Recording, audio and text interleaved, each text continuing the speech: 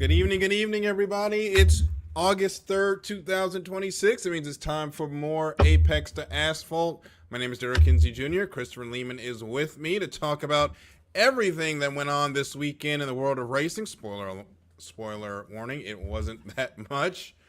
We had a rare off weekend for most of our series. That doesn't mean we didn't have any racing at all. IMSA had their 6-hour classic at Road America. The Repco Supercars is one step closer to crowning a Sprint Cup champion. And H1 Unlimited hydroplanes are racing in Seattle. And who can stop BWR Racing? Right now, not many people. But we're going to pay some bills, and then we're going to come back and get right into the show right after this. Sit tight. We'll be right back in just a minute.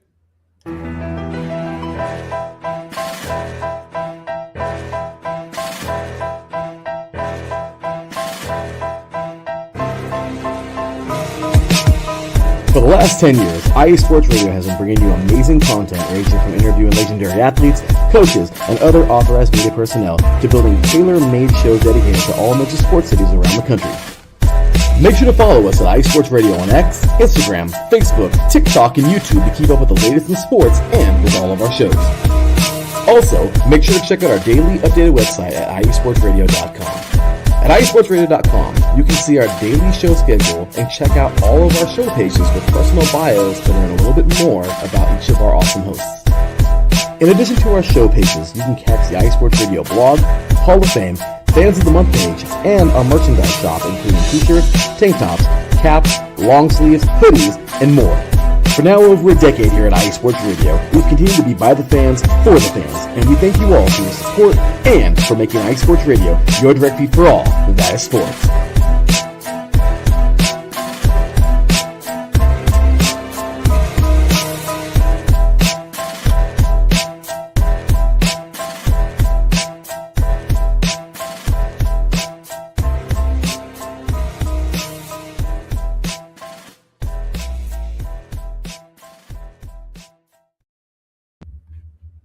And we're back at Apex to Asphalt. That means it's time for the weekend wrap-up, everything that went down in the motorsports world this weekend. We'll start with IMSA, where one of the only major American racing series in America to compete was the WeatherTech Sports Car Championship, and they put on a show at Road America as Wayne Taylor Racing broke a near 2-year losing streak with victory in the first 6-hour race at the Speedway in the WeatherTech era. Inter Europol and NLP2, FAF Motorsports and GTD Pro, and Windward Racing and GTD rounded out the class winners at Road America. Supercars entered the home stretch of the Sprint Cup season with 3 races in Perth for the Bosch Power Tools Perth Super 440. Ford won all 3 races by way of Matty Payne and Brock Feeney. By the way, on this weekend, Ford wrapped up the manufacturer's title as well, so utterly dominant by the Blue Ovals down under. And in H1 Unlimited hydroplanes, the fastest race boats on the planet, BWR Racing continues to dominate the H1 Unlimited season as Andrew Tate in the U1 BWR Racing and Jimmy Shane in the U27 Miss Apollo take the top 2 spots in the Apollo Mechanical Cup at Seafair. Dylan Runney in the U40 Bucket List Racing rounded out the podium as the series heads to its final race in San Diego in just over a month. And hey, as we're getting into the show, we definitely want to hear from you in the chats this weekend. Got a question or a comment? Make sure to drop us a line and we will bring it right into the conversation as we go on with the show. So let's go ahead and get started. Repco Supercars Championship. It has been a summer to remember for Ford, Chris, but for everybody else, I think they're ready for 2027. They are utterly dominating this season.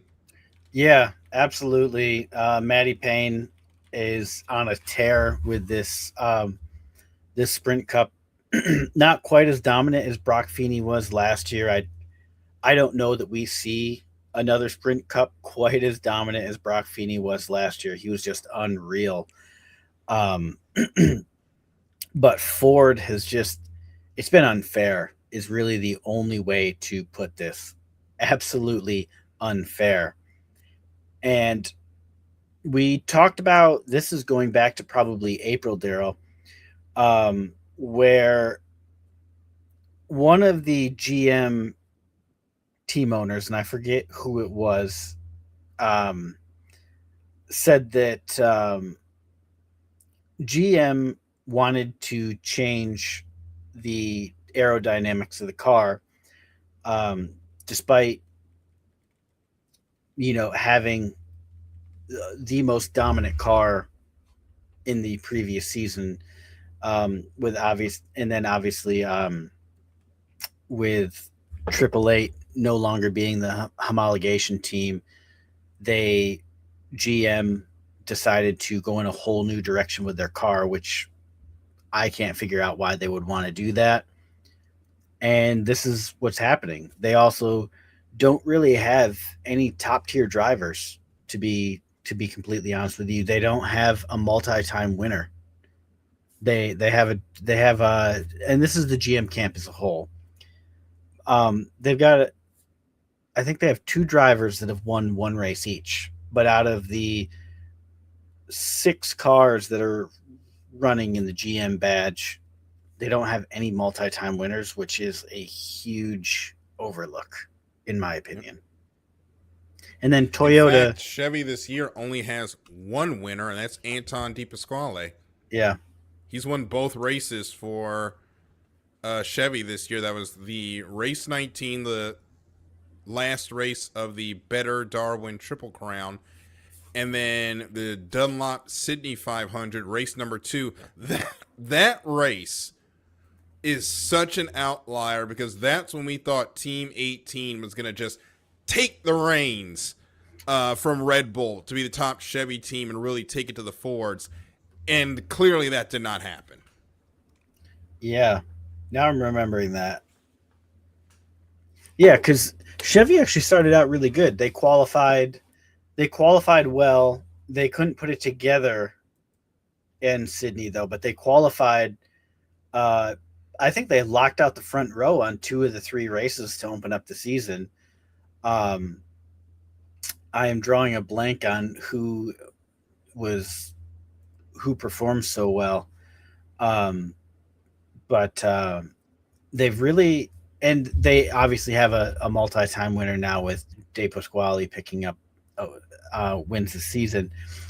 But yeah, Chevy has a driver problem, and that's actually going to come into something we talk about a little bit later. When we play our CEO game, I've got something to say about Chevy. But Chevy, I think they kind of shot themselves in the foot with their redesign of the aerodynamics of the car, and then their lack of driver experience. And then Toyota, I don't think they get a pass anymore because they had a couple pretty good weeks. They picked up a win with I think Ryan Wood picked up a win, and they were doing really good early season. So, I don't think they get that free pass anymore, but Ford has just been absolutely dominant. And again, it comes back to being unfair. Well, in April, they did do a parity adjustment for the Chevys to bring their aero balance more in line with Ford's. I don't think it worked. No. Given how the season has gone, I just think that Chevy is just going to have to go to the drawing board. And they're probably already at the drawing board to come back in 2027 because whatever they did to the front of that car, it did not work. Toyota, they looked like they were coming on strong in the middle of the season. Yeah, Chaz and Andre Heimgartner win the first 2 races of the Tire Power Tasmania Super 440, but those cars have gone quiet since then. They have. They haven't had the balance or the speed since Tasmania, as Darwin, Townsville, and Perth have all been dominated by Ford. Toyota, they're filling up the notebook. I think they got their wins a little bit faster than they thought they would, which is a good sign, though, going into next year. Chevy, to your point, it's not just a front-end problem. They have a talent problem. I think 1 point in qualifying over the weekend, the top 6 were Fords. And I think in one of the qualifying sessions, you had all Fords and 2 Toyotas make it to the top 10. Yeah. That's a problem when Chevy is the second numerous car on the grid and Toyota's only got 5 cars. Yeah. So yeah, that is a problem. Chevy really has a problem, a driver problem. And it's not even fair to just blame it on the drivers, because it is also in part on the fact that they completely changed the car. If I was Chevy, I would try to kick it back and bring back what they were running last year. Mm-hmm. Because you had 888, which is usually the class of the field, if we're being honest. They were absolutely the class of the field. And so I would try to run it back to what they were running last year. Because they didn't need to change it. They could have just showed up with the same car. That car was dominant last year. The homologation team doesn't own the rights to the car. They're just the ones that are in charge of developing it. So Chevy could have easily just said, let's bring those back. But they didn't. And that's on them. And now they got to try to fix it. And then we're coming into the Enduro season. And you're going to Bathurst. And you're going to go to the Bend. Both of those tracks are going to expose any aero deficiencies you have. Especially going up the mountain. It's going to be a hard Bathurst for Chevy. Toyota, too. Yeah. And I think Toyota might be in a better position, though, than Chevy. I think Chevy's just out to lunch. The Toyotas can at least still get podiums. True. You're right there. But Toyota's coming in with a new engine, a new car. They're a new manufacturer. It's all well to have reliability over 110 kilometers, or 120 kilometers. 220, not 120. But 1,000 is a different story. Yes. So we'll have to something to watch is going to be now Toyota's notoriously bulletproof. Sometimes they don't put enough fuel in the cars. but That's a problem. But we'll have to see, though. Toyota does have to kind of prove themselves at Bathurst, because that's a long race, and I'm sure they're prepared for it. But Toyota's got to prove they can run 1,000. That is going to be the toughest test for them. Clearly, it is the Daytona 500 of the supercars, and if they can come out of that race with a podium in their first attempt from one of their teams, it's going to feel really good going into the race for the championship. But before we get to Bathurst, we do have a Sprint Cup to settle up. And right now, Matty Payne has a 118-point lead over Brock Feeney with the Ipswich 440 left to go. It's not a done deal. Anything can happen at Ipswich. But Brock Feeney's going to have to go on a tear to take that championship on during the Ipswich weekend. There are no openings in the top 6 teams, so there's not going to be much of a silly season next year. I think the grid's going to stand pat. I'm wondering if we will see, and probably not any cars jump ship manufacturer-wise. I doubt it. I think everybody's going to stay where they are for now. And as we've talked about mostly for this segment, Ford is dominating. GM is not in a good spot, and Toyota is rather new, but they're starting to get into the swing of things. But Ford did wrap up that manufacturer's championship. What is coming up to look forward to with supercars? Of course, the Enduro Cup, as we said, the AirTouch 500 at the Bend will be on September 11th through the 13th. And then the main event of the season, October 8th through 11th, the Bathurst 1000. And Chris has here in the notes, last year's Bathurst was the greatest race of his lifetime. and I can't necessarily argue with him, other than maybe bringing up the 2024 Bathurst 1000, which was also a classic. Fair enough. But to use your own words against you, Darryl, when you have an 8-hour race and you have over 2 hours of just highlight film, you know you had a pretty damn good race. You're right. I can't argue that. You have an 8-hour race and there's 2 hours worth of highlights. That was a damn good race. And that is one where if you have time, you just go back and watch that whole race because it was absolutely incredible. I might do that tonight, actually. That sounds like a fun way to spend my evening. It is, actually. It is. I'll wait to start it until like 11 o'clock, though, so I really get that real experience. Oh, so you're going to get the real Bathurst experience in. Actually, you know what? Maybe I'll do maybe, you know what? Maybe in September, like the last week of September, maybe in like the 2 or 3 weeks leading up to the Bathurst 1000, maybe I'll rewatch the last couple of years. Mm-hmm. Like start like 3 weeks before, and on Saturday watch 23, then watch 24, then watch 25, and then it ends the Saturday of the 2026 one. Maybe I'll do that. That sounds like fun. Sounds like a lot of fun. Good practice. Yeah, you got to get into the rhythm. It's tough to stay. October. It's tough to stay up 8 hours when a race starts at 10 o'clock at night. Yeah, well, so with Bathurst, at least we kind of get a reprieve on the start time.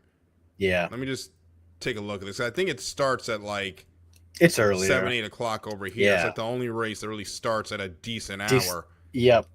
It's that midway point where you're like, your eyes just start getting heavy. Yeah, they do. And it's hard for I think it's us 8 Americans because we've been up all day before this starts. Yep. I think it's 8 o'clock. I'm not looking it up, but I think it's 8.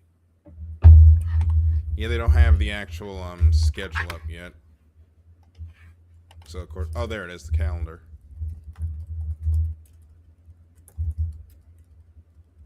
Nope, that's not it. Yeah, they don't have the actual times up yet, but yeah, it starts at a decent hour, but really it doesn't end till like 4 or 5 in the morning, which makes it kind of hard. But it's worth it if you can make the whole thing. It's going to start at 8:45 Eastern Time. See, that's not too bad at all. Or depending on what potentially happens with like daylight savings, could be 7:45. We'll see. But either way, it's a realistic start time.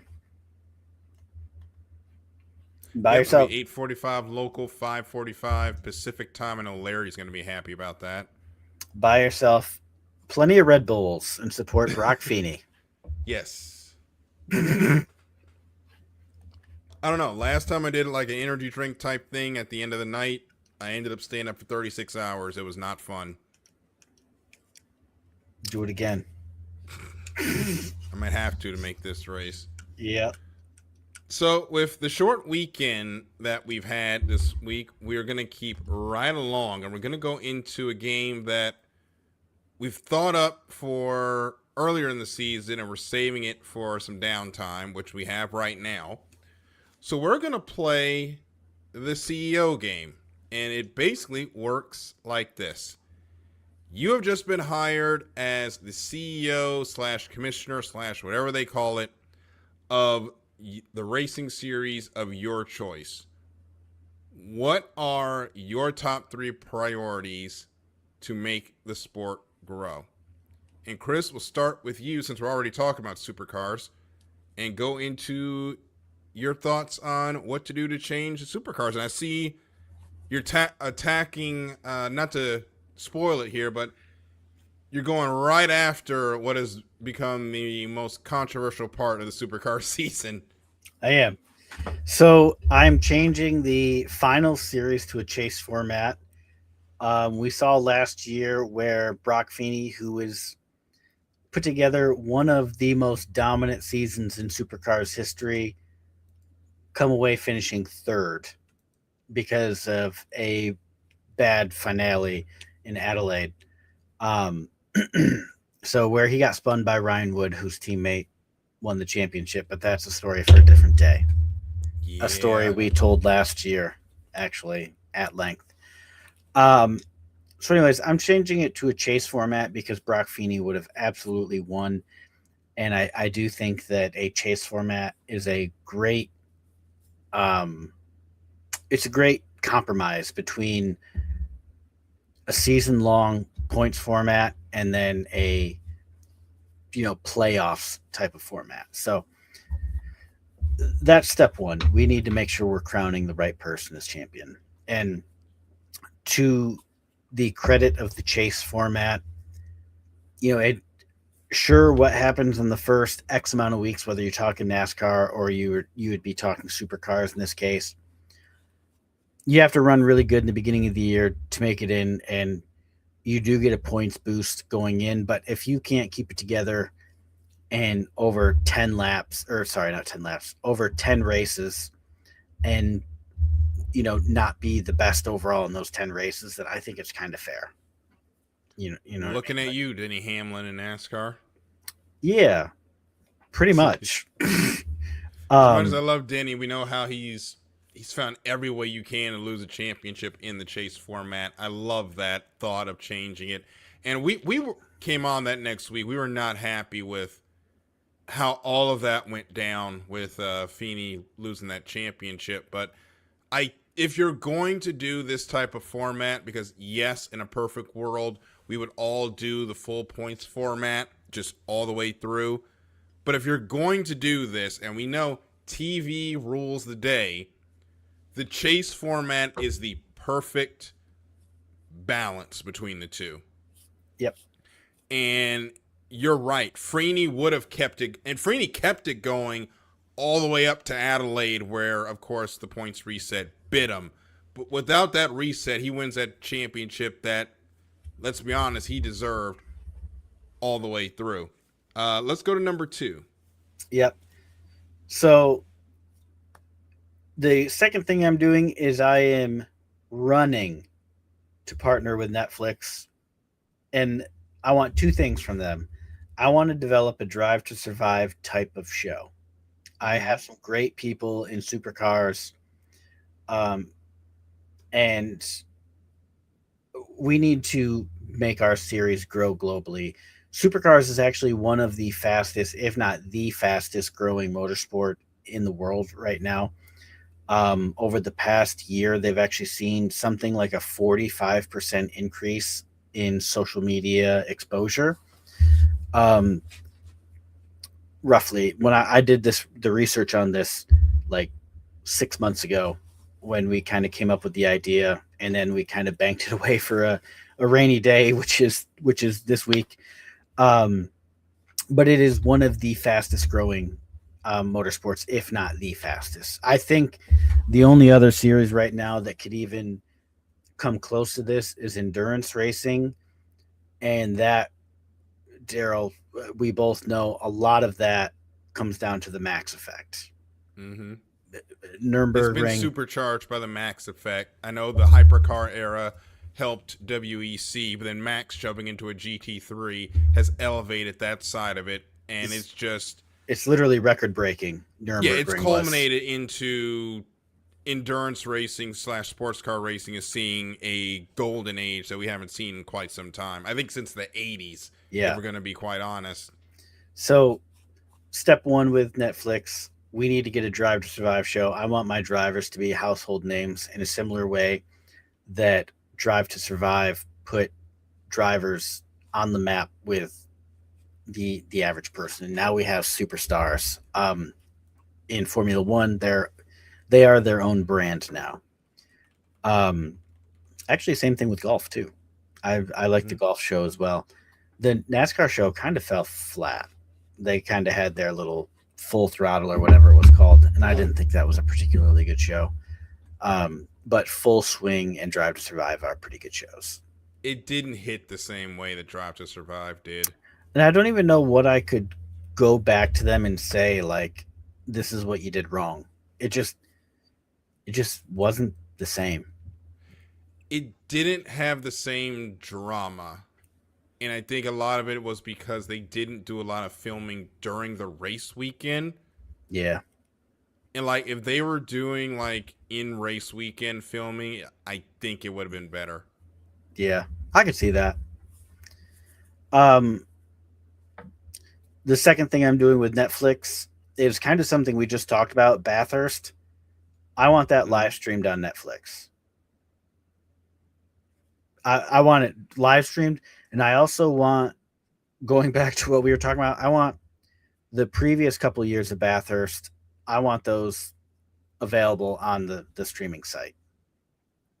I still want people to go to YouTube and subscribe to Superview, because really it's $6.99 a month. It's really not expensive at all. If you're looking to get into motorsports, it really doesn't get cheaper than supercars. But I want Bathurst 1000 live streamed on YouTube, on Netflix. Mm-hmm. Boom, end of story. And then my third part, and I kind of alluded to this earlier when I talked about the GM drivers. Currently, if you look at the 24 full-time drivers in supercars, there's 4 Kiwis and 20 Australians. So if I'm GM, what I should say is, like, if I'm a GM team, I am begging GM to send me a Corey Day or something. Mm-hmm. I am begging for an up-and-coming U.S. driver who is good enough for Cup, but realistically is probably going to be log-jammed into not the best seat.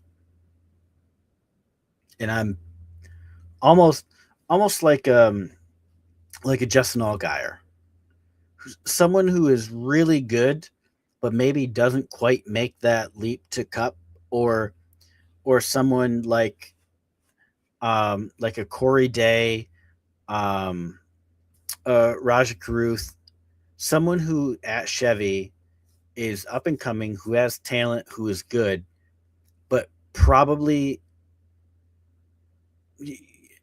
someone like, I look at like someone like Raja, and he would be perfect because he's so personable. He's so marketable. He carries himself and composes himself very well. He understands the social media game. He has talent, but he's not getting an HMS ride. No. He's probably going to make his way up into Spire, which they're not a bad team. But his superstar status in the Cup Series is limited by his team. You're never going to see someone at Spire become the face of NASCAR, realistically. So I'm looking at someone like that, and I'm saying, let's get that guy down here. I want to bring someone in, because again, it's a Australian-based series. There's 20 people from Australia, 4 people from New Zealand. That's it. There's no outside people. So I want to bring in somebody from a market like the US, which Repco is the fastest growing motorsport in the US. So it's kind of already here, but that cements it. And I look at someone like Raja Caruth, who is like the perfect candidate to go down there and become that US based superstar for Chevrolet. That'd be like perfect. And I just kind of came up with the Raja Caruth thing off the top of my head just now. And actually, the more I think about it, the more I honestly like it. Like, I think he could do really well down there. Yes. I would love to see him take the supercars for a spin. I would love to see. I mean, the only thing about Netflix is they are getting really crowded with their sports. And yes, we definitely need the more international flair, especially because supercars and NASCAR kind of share a lot of similarities. I mean, they share the same 3 manufacturers at this point. Yeah. These series in general need to be working closer together as it is. And I still think I'd love to see. I don't know how you would do this. NASCAR needs to go run a weekend in Australia, and Australia needs to come run a weekend in America. I don't know how you're going to make that work logistically for either series. COTA. But it needs to happen. Bring it up to COTA, run a doubleheader, and then going down there, I'll be completely honest with you, NASCAR drivers are incapable of doing Bathurst. That would be an embarrassment if they put it on. It would literally Bathurst. We can't never do that. It would literally never work. Like, no. I'm sorry, but you just couldn't do that. And like, that's nothing against NASCAR drivers, but somebody would get killed on Bathurst. Like if you've never watched Supercars, go watch some highlights and then think, what would 43, 42 Cup Series cars look like driving around this point? What would it look like driving around this track? And then you'd realize what the chaos is. But like, to be honest with you, trying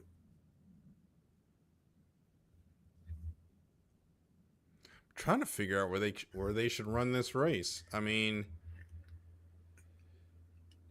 I would honestly like to see them run at Sydney. I was going to say Sydney or Melbourne. I think putting NASCAR in front of the Australian Grand Prix crowd, they would have a conniption fit seeing how NASCAR runs the track limits at Melbourne, but I would love to see them run at Sydney. Yeah, Sydney would be good. Melbourne would be good. Christchurch would be okay. Really, anywhere there's good, nice grass runoffs. Like, I know that's terrible, but like Christchurch would be good because it's a nice flat track, surrounded by grass. That would be a good one. I don't think like the Gold Coast would be good, or any type of city setting would be good. I think Townsville would work out. If they wanted to do a street race, you could do it on the Townsville weekend. Townsville would be fine, yeah. But yeah, I don't know. But it would be fun though. Like if you could get all the logistics figured out. NASCAR realistically needs, I don't know why I'm just holding a screwdriver, by the way. I just need something to do with my hands. Chaz Master, this is for you for last year. But they need breaks. Yeah. So I would love to see like a summer break type of deal where they take like 2 or 3 weeks off. And in those 2 or 3 weeks, shuffle those cars down to Australia. Let them vacation. Let the drivers go down and vacation for a couple days. They do, 3-4 days of vacation. Then they go to the track for 2 or 3 days and run with those guys. And then you can put them back on a ship. And if you do it right, actually I'm kind of thinking, but if you run it from like the West Coast swing, you're already halfway there. And then you would go to Sonoma or maybe Airbase Coronado, because it sounds like we're going back there next year. You would go to Coronado and then take a break, load everything up on ships, go down to Australia, and then pick it back up. You run Sonoma, run it, say Perth, and then you pack up and come back home. Yeah. I don't know how long it takes to. I'm going to pop that in. Well, while you do that, I'm going to go into my categories, and I chose the World Endurance Championship. Oh. And this is a series that, with the Hypercar Revolution, has gone from an afterthought to arguably the best series in the FIA right now. I got the answer, by the way. Okay. A cargo ship typically takes 20 to 25 days to travel from the port of Los Angeles to major Australian ports like Sydney, Melbourne, Brisbane. 20 to 20, that's a long time. Yeah, we're going to miss a lot of the NASCARs. They're going to have to cut a lot of races at the NASCAR season to make that work. They have backup cars, though. Yeah. Just send backup cars down. They could do it. Yeah, I don't know how TV... Yeah, I would like to make this logistically work. But we will have to see. Hopefully it'll happen. As far as me and the WEC, my focus is on increasing the technology and taking the race to a place we've never been before. I'll start with number one. I want to bring a standard hybrid system to GT3. We have been, for well over a decade now, running with hybrid powertrains in the hypercar category, and we've seen how they have really sped up the endurance racing and made hypercar a must-see class.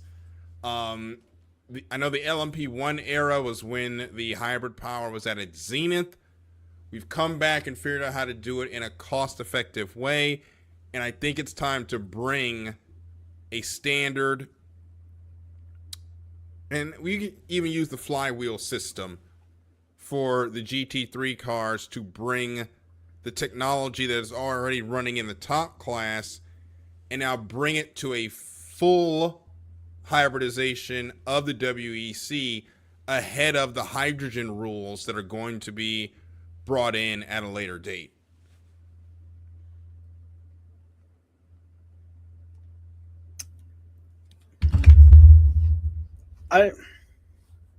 I like the technology change. Mm-hmm. But you're kind of banking on the kind of like the Formula One engineering side, because I don't know that your average fan would even notice. Mm-hmm. You know what I mean? I think it's good. I definitely think you bring in more of the engineering crowd, who I think left once making the 24-hour, or what, I shouldn't necessarily even say 24 hours, but once making the 24-hour became standard. Because back when it first started, obviously it was fun. Will this car make it 24 hours? And I do think we probably lost some of those engineering hardcore people. So I would be interested to see how a technology change in the cars would translate to popularity growth.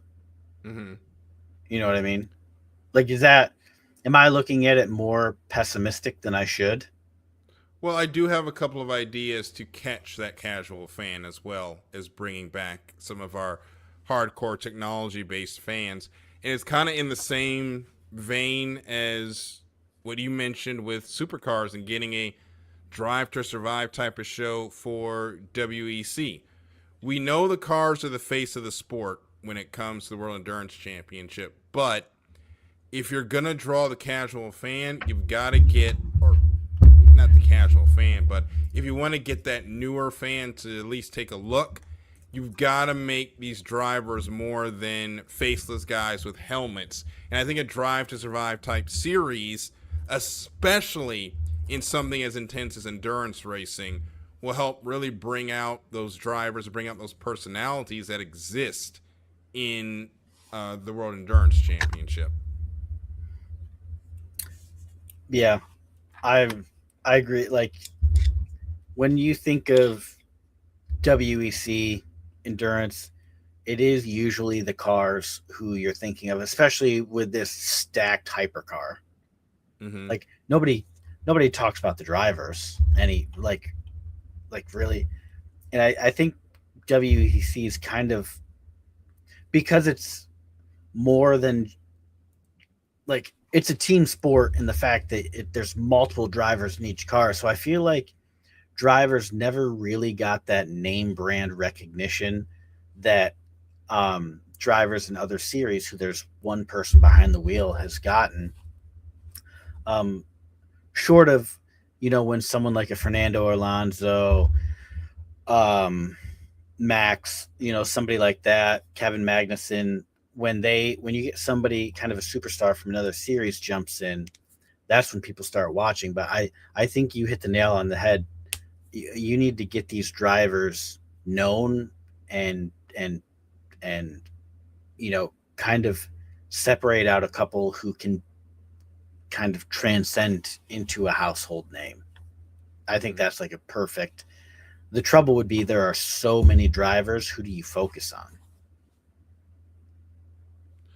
I think you would pick a team and you would go Yeah. with all three since it's a team based effort. You can pick a car, or you can talk about all six, and whoever shows you that most. So You could almost. really take like each week, you pick a team and Oh, you okay. follow them. I was gonna say, or you could almost do like a hard knock situation where you pick a team and you just follow them for the season, and then just every season you're into a different team. I would love to see a Hard Knocks WEC edition Yeah, because you got two whole teams, you got six drivers. You can get a lot of the crew guys and their information. I think it would work well. yeah.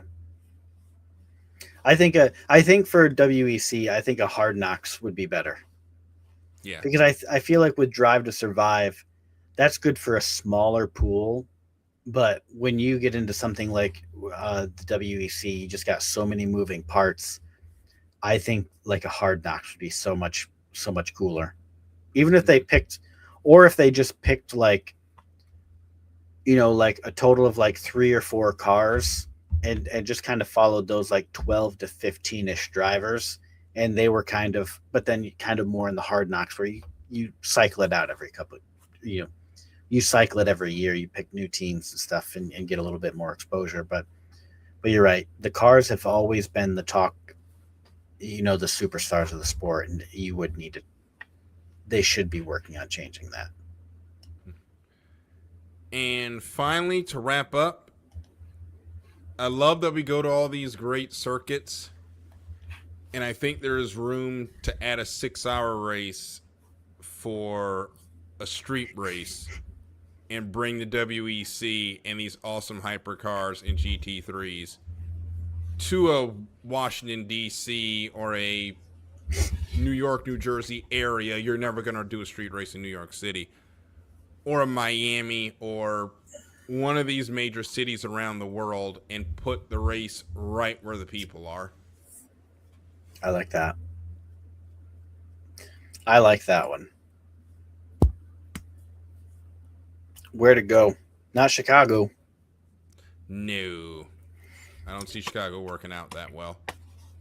But I could see it would probably realistically be an East Coast city, if we're being real. Mm-hmm. Even Coda seems, well, I guess that's more US based than anything. But even like Texas, I feel like would be a little too, like, I don't think we'd see like an Austin, Dallas, anything like that.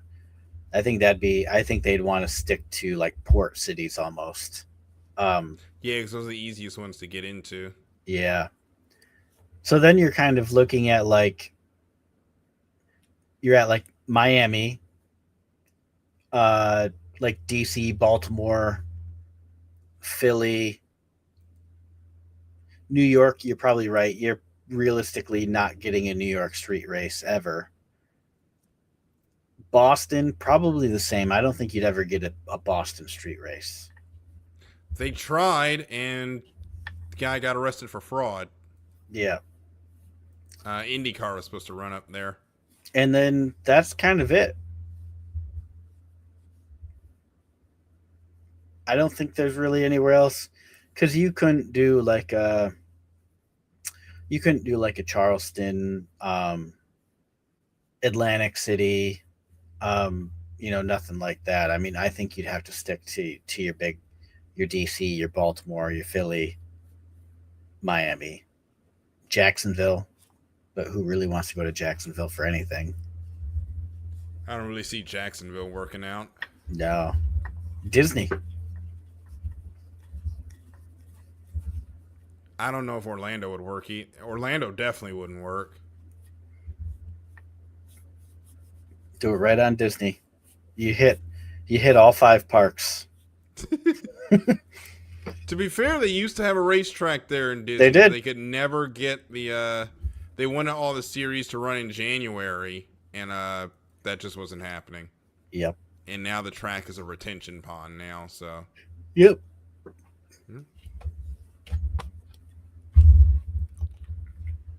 So we are pulling in a little early. We didn't have a lot of racing this weekend. Chris, I don't know if you have a driver of the week this week before we wrap it up. Matty Payne or Brock Feeney. I could make a case for either and both. But out of the there wasn't much of anything. I will give my driver of the week to Dylan Rooney, who had a great bounce back weekend in Seattle after that team had a rough Tri-Cities in Water Follies. They come back and get on the podium here, won a heat in Seattle. So the rookie getting it done in H1 Unlimited. And we're about done for this week. We have a little bit more racing next week as MotoGP returns. So we get to see Marc Marquez continue to shovel dirt on our premonition that he was done as they go into Silverstone. And we'll have NASCAR back in Iowa as the run to the chase begins. Chris, tell them what they need to do, and we'll get on out of here. Well, you need to go watch the previous year's Bathurst 1000 on YouTube. And after that, don't do it before because you got 8 hours of snacking and stuff like that. Go ahead and brush those teeth. Mm-hmm. So have a good night. We'll see you guys next time on Apex to Asphalt here on iSports Radio, your direct feed for all that is sports. Good night, everybody.